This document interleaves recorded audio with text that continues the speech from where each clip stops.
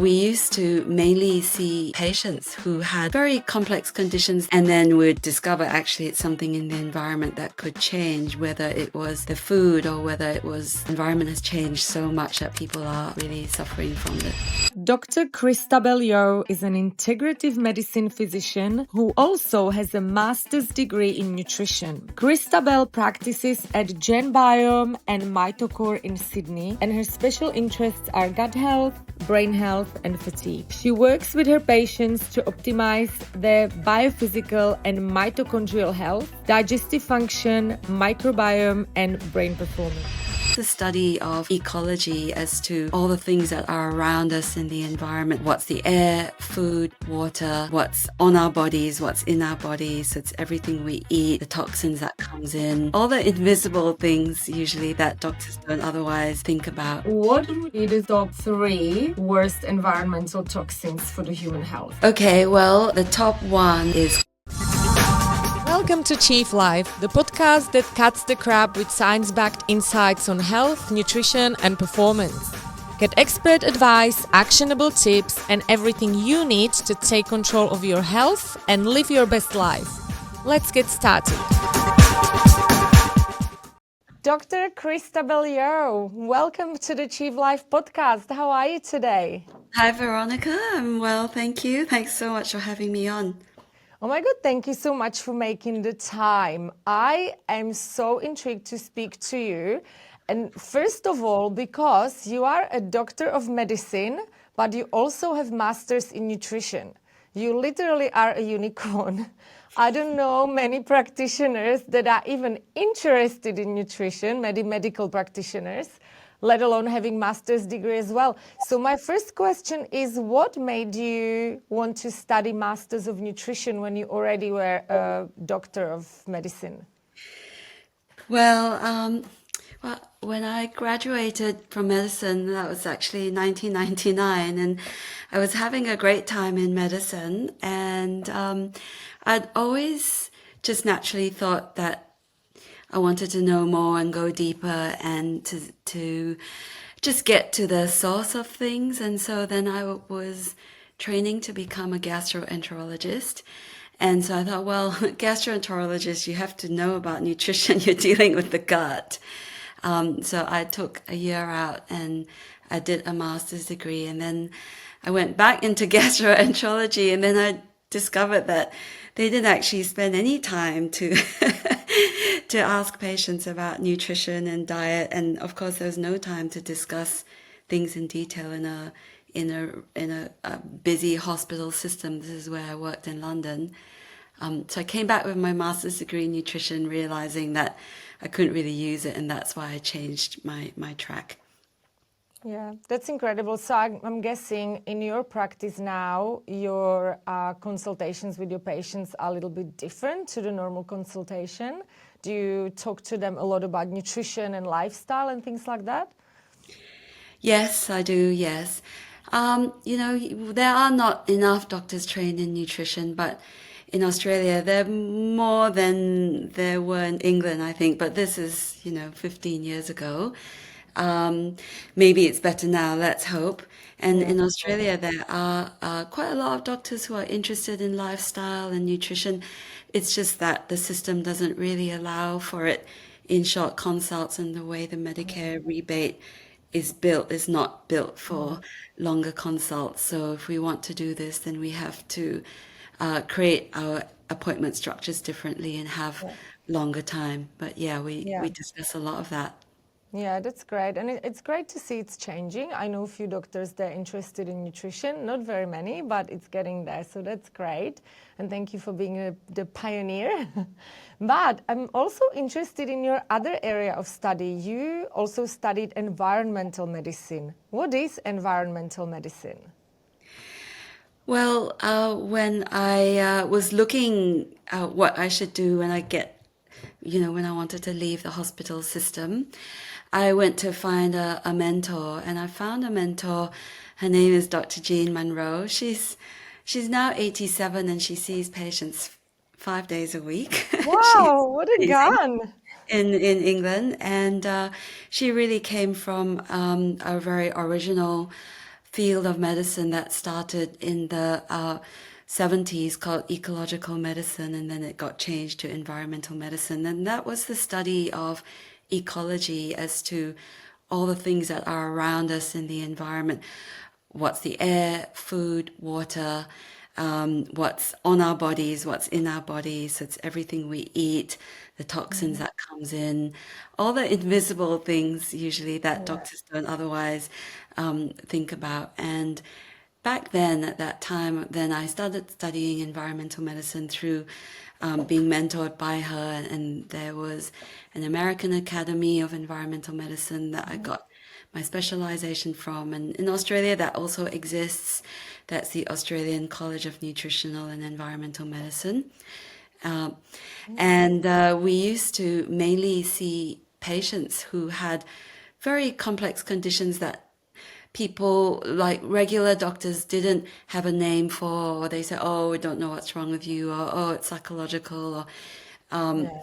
and then we'd discover actually it's something in the environment that could change, whether it was the food or whether it was the EMF, or whether there was some toxin in their home, off gassing of carbon monoxide. Just it's just all those possibilities, and we would look for them.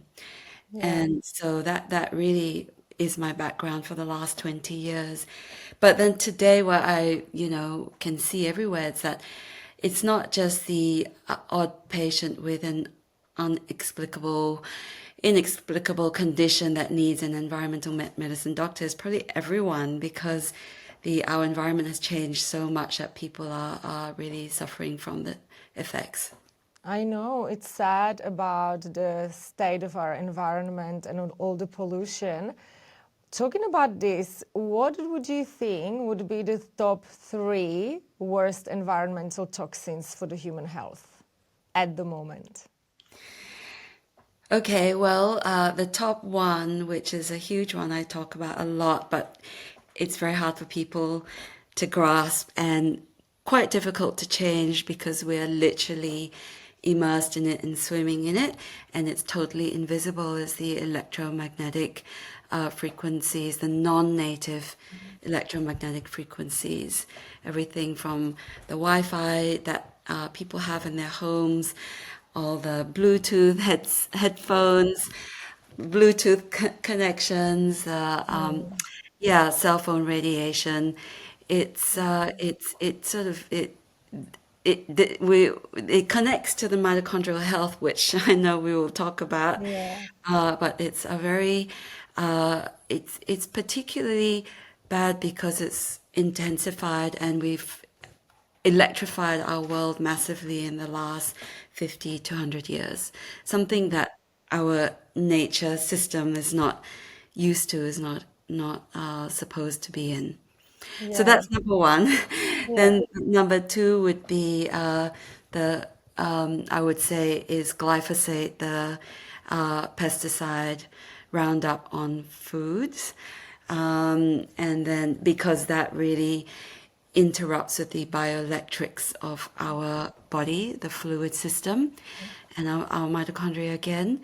And then the third toxin, well, maybe I'll switch it over to more like the psychological stress that many of us sort of put ourselves under from the barrage of the constant go Yeah. go go.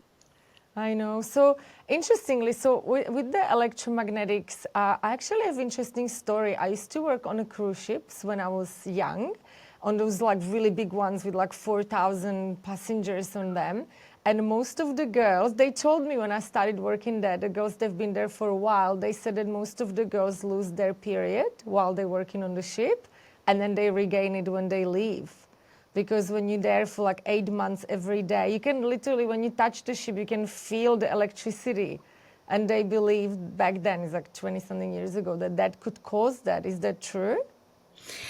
Well, and Veronica, would that also mean that even though you work on the cruise ship and you got the ocean all around you, it's not like you have time to go for a swim in the ocean, right? No, no, not much time, yeah. Exactly, because if you had the opportunity to go in the ocean and ground yourself back into connecting with the Earth's Yeah. native electromagnetic field. So that's the opposite end of the non-native Yeah. electromagnetic fields. That would probably change it completely. Yeah. So yes, you are in a very enclosed container, Mm. and then I'm sure they've got a lot of electrics going, a lot Yeah. of wireless devices, and then you never get the chance to walk with barefoot on the ground. And yeah, so Yeah, interesting. Second questions on this. There are lots of the EMF cancelling devices these days, like the stickers on your phone, the necklaces. Do they actually work? uh, so I'm not an authority on them to say that Yeah. what works and what doesn't work. And in the end, it's actually about the company and what research they have done. It's not so much about, oh, this technology does or doesn't work. It's Okay. actually the company and actually drilling down into the very product. Because there are a range of different types of products, and I have seen people respond very well to several brands, several types of products. Okay. But I tend not to rely on those technologies, which are not often not measurable because they work on so-called scalar technology. But what is very measurable is what you can actually measure with devices that come out of your Wi-Fi and your cell phone, and you can measure the EMR and the EMF. Okay. And in the end, the best thing to deal with that is to keep distance. The more distance you have, the safer you are. And I always worry it's a little bit of a false security to just wear a pendant and think you're okay. Mm. Yeah. Maybe it's okay, but it does depend on the company and the Yeah. product. That makes sense. Super interesting. Okay, I think that this all, the environmental medicine, ties into your one of your favorite topics, the mitochondrial health and mitochondria. What are mitochondria and why we need them? So, well, why we need them would be just as simple as saying there would be no life without mitochondria, and our bodies are jammed packed with them. Like each cell has got anywhere between hundreds to thousands of mitochondria, depending on Wow. what their jobs are. And life, if you think back to evolution, about say 2 billion years ago, before the Precambrian, in the Precambrian period, single cellular life, we didn't get this complex animals and beings that we are now until the mitochondria did something, and what they did, it's something called endosymbiosis. What they did is they got engulfed, or they kind of joined forces with a prokaryotic cell, and then you made a eukaryotic cell. And what the mitochondria could do is to produce a lot more energy for that cell, because it had this ability, is just how it works, that it uses oxygen. So on Earth there was a lot of oxygen, and it's like, how do you use the oxygen to become more complex beings, and how does evolution unfold? And so evolution unfolded into human beings we are today because of the mitochondria. So you hear often and you see on hundreds of YouTube videos and education that, oh, mitochondria are powerhouses of the cell. And yes, that's true, because they are the place where energy is generated. But it's actually much more complicated than that. They're not just generating energy like a factory. They're actually very, very, they're quantum organelles that are sensing everything in your environment. And then depending on what it senses, it makes decisions as to how much energy it can produce for you. Oh, that's You interesting. can't say, I'm going to eat more of this, I'm going to take more of that, and have all these supplements and get more ATP from the mitochondria. It's more complex than that. So we need mitochondria for energy, of course, and then for a healthy life, and to a lot of people with chronic disease don't have well-functioning mitochondria. So from a chronic disease perspective, which is how I came into this field, this work is essential. But then if you go into a wellness community, And that's probably the community you've got, Veronica, that people who are interested in exercise, longevity, and keeping well. Then mitochondria are also really important because how they process all the information we give it speaks to its longevity. Yeah, interesting. So, how do we feel when our mitochondria are malfunctioning? What are the main symptoms? So the interesting thing about that is it's extremely variable because mitochondria in each and every cell and organ, except for red blood cells don't have mitochondria, and then depending on where the mitochondria are not functioning, because the literature shows that the mitochondria may not function so well in a certain organ versus another organ. So, for example, mitochondrial dysfunction in the pancreas, Mm-hmm. then you're going to start to have glucose handling issues and it could become diabetes. Okay. And then mitochondrial dysfunction happening in the brain, like that's the type 3 diabetes. Globally, it might start to look like cognitive decline and Alzheimer's.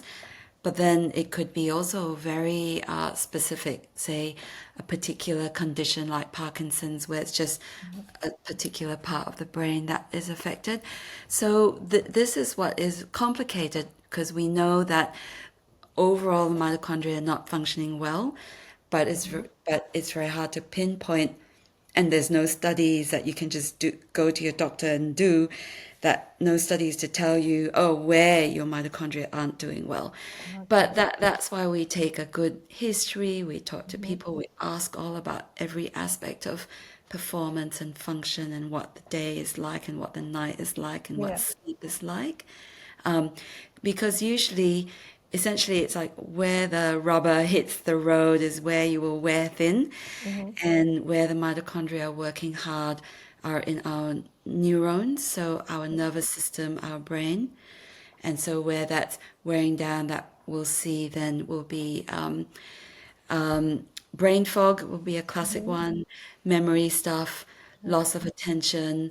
People start to feel a bit ADHD, the head's all like all over the place. And then sleep dysfunction is actually a mitochondrial dysfunction symptom as well. And then, of course, it's like a whole spectrum. It could get worse and worse, and people might get other autonomic problems like regulating blood pressure, regulating temperature. Okay.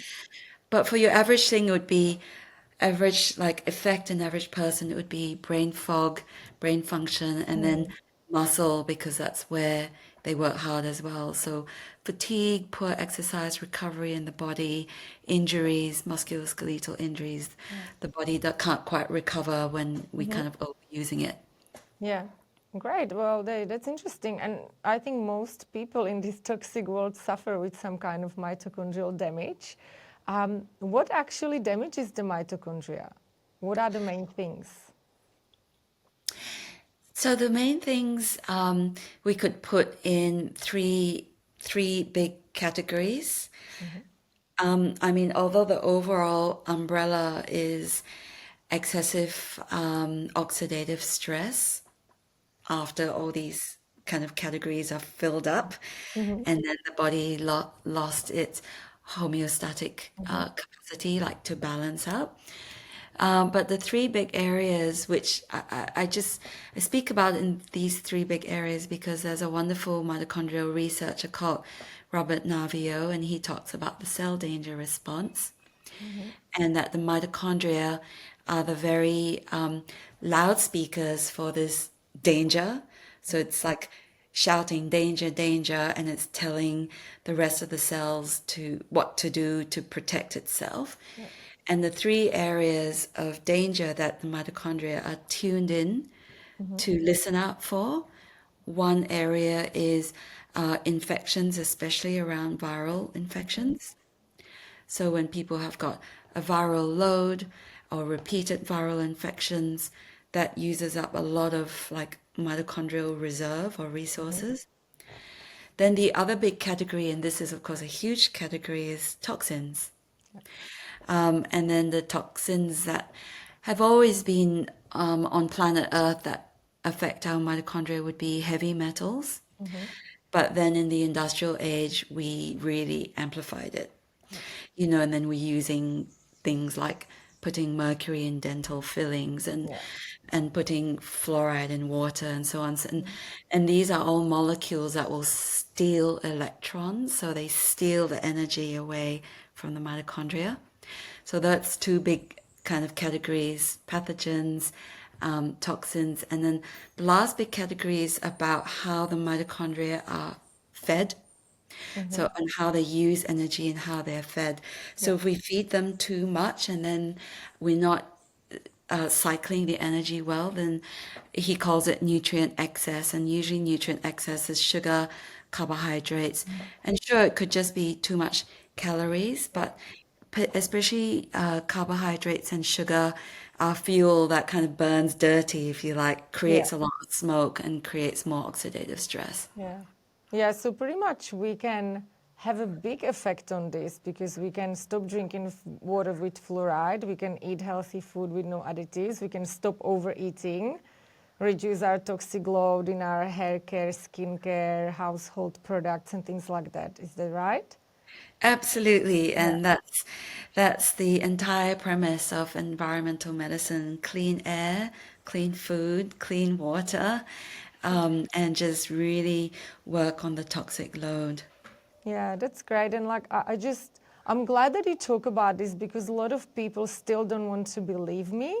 I'm a nutritionist myself, and I've been telling people for 10 years don't drink tap water, don't eat ultra processed foods. But people just, they think, oh no, the government wouldn't allow the tap water if it was bad for us. You know, people don't want to believe. They always think that I'm a conspiracy theorist when I tell them these things. Well, luckily there's a lot of research Yeah. to back up what you're saying, Veronica. It's Yeah. just, yeah, we just have to think about where the money is going into Yeah. other areas of research and industries. Yeah, I know. Anyways, so we know what damages the mitochondria, but what rejuvenates them? How can we, if we have damaged mitochondria, can we bring them back, or can we bring them back to good condition? Yes, we absolutely can bring them back, but it does really depend on the genetics as well. So many people, of course, always naturally think, if there's a condition, does it run in the family? Is it that it's a genetic condition?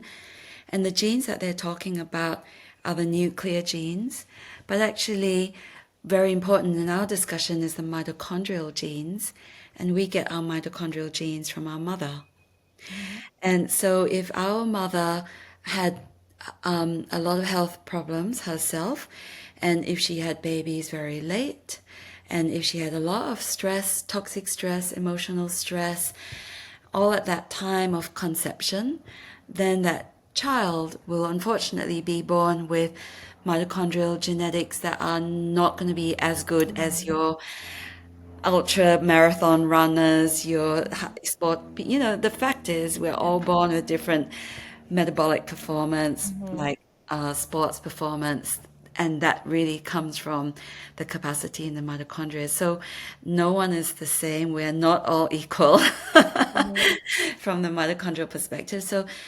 So when we talk about healing the mitochondria, yes, there's so many things we can do to make them better. Um, but everyone's baseline is different, and where we can get to, sometimes there is a ceiling Yeah. because of that. And but really, ultimately, in terms of what we talk about bioenergetics in mitochondria, like the capacity to recover and heal for the energetic cycles, it's really only when we are failing like under 70% biochemical threshold that people start to really show an illness. So the body is very resilient, and there's a lot of ways to improve it. So we've talked about like just as you said, the clean air, food, water, detoxing. And I think everyone needs to do that. But some people many people with chronic illness are already doing that, but not getting better enough. Yeah. And then that's where we start to talk about the other technologies and dig deeper into, Mhm. well, what is it that the mitochondria need? Yeah. And so this is where it's like, I mean, I think biohacking started about 15 years ago, thereabouts, Yeah. from the biohacking godfather, I think was Dave Asprey. Yeah. And, great thanks to him and so on. And but Yeah. since then, things have moved forward a lot, and now we have a big group of people called mitochondriacs. Yeah, I heard that. What does that mean? So I have to confess that I am a mitochondriac Yeah. because it's like it's a positive side of being a hypochondriac, looking Mhm. after our mitochondria. So Yeah. if anyone listening to this on your show, Veronica, is interested in wellness and performance and longevity, they should be mitochondriacs. I love it. I'm definitely mitochondriac. I'm like always researching and I'm all over it. I'm also coming to Mito Core today, starting my treatments twice a week. We'll talk about this later. So I'm so all for it. But I have one question before we talk later about all the other technologies and stuff. What do you think about methylene blue for mitochondrial health? A lot of people take it these days, and I'm not sure, like, is it really that potent or is it just another fad? It's extremely potent, and with all potent things, one has to be careful. Right. So I don't think necessarily everyone should be guzzling methylene blue, but it's very potent. And so let's come back to what we were saying about energy. So actually, energy needs an electron economy. And it's not just about energy, doesn't just come from food, it comes from electrons, and a lot of electrons come from nature. And that nature is really providing this energy to us through the sun, through light, and through grounding and through the Earth's magnetic frequencies. And so from nature, we are learning this incredible technology we have called our human biology. And then methylene blue is just a substance that just happens to donate electrons very easily because of its vibrant color. Its electron shells are unstable and they donate electrons into the environment they're in. And what we have today is really people are very electron poor, I think, because we're not outside in nature, we're not grounding, we're not getting enough sunlight, and we eat food that is electron poor because when food is grown outside of the seasons and we eat them like shipped from around the world and they've been in cold storage and not Yeah, even talking about ultra processed, just they're not rich in I know. electrons because the Yeah, sun has not been there and they've been grown yeah. in a lab or what have you. So a lot of people are electron poor, and that's why methylene blue is like all the rage because people do feel its benefits. Okay, great. I've been taking it, but only when I'm tired. I don't have it every day. But I just wasn't sure. So I've got your approval. Great. Yeah, Next is, it's great for jet lag. yeah. It's great for those times that we really put our bodies under the pump because it's not natural to suddenly, one day be in Sydney and then next day you're in LA and I know. As much it's as we love it, it's not good for us. I know. and so yeah, methylene blue is quite good for those unnaturally fatiguing times and yeah. Yeah, great. I've heard you speaking of mitochondrial psychobiology. Can you explain what it is? Yes, it's one of my favorite subjects because it's like the new frontier of mitochondrial medicine. So mitochondrial medicine started really about over 20 years ago with Doug Wallace, and he was the first mitochondrial researcher to really start to say, all chronic disease, you must look at mitochondria. It's not just like genetics, it's energy. And his papers were being published in the early 2000s. And you always hear him say, energy is life, and we need mitochondria for life. And then years ago, he had a researcher, a student, a PhD student called Martin Picard, and his lab is in Canada. So Martin Picard's lab is kind of taking the next frontier forward as to how it's like a combination of cell biology. So that's the bioenergetics, which has got a lot of quantum Mhm. physics in it, mixture with neuroscience and Mhm. psychology. Yeah. And his research is showing that, just how we feel, like our ability to regulate our nervous system, be okay, even though things may not be okay in our environment. How do we, feel okay? Like that can change and increase your bioenergetics by Mhm. up to 30%. And Wow.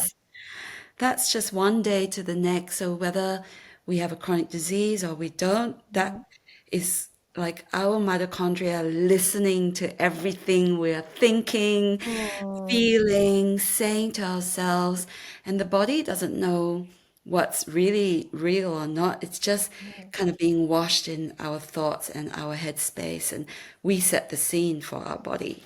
So Yeah. that's mitochondrial psychobiology, and it's Yeah. yeah, So it's the it's power of exciting. mind and power of our thoughts and its effect on our physical health. Yeah, that's great. I love the book. Have you read the book Biology of Belief? Yes, Do you like it?